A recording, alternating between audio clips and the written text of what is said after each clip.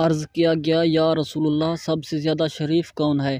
حضور صلی اللہ علیہ وآلہ وسلم نے فرمایا کہ جو سب سے زیادہ پرہیزگار ہو۔ صحابہ نے عرض کیا کہ ہم حضور صلی اللہ علیہ وآلہ وسلم سے اس کے متعلق نہیں پوچھتے۔ حضور صلی اللہ علیہ وآلہ وسلم نے فرمایا پھر اللہ کے نبی یوسف بن نبی اللہ بن خلیل اللہ سب سے زیادہ شریف ہیں۔ صحابہ نے کہا کہ ہم اس کے متعلق بھی نہیں پوچھتے۔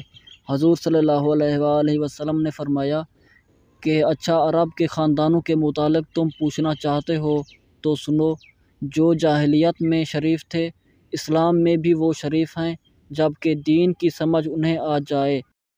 صحیح بخاری حدیث نمبر 3353۔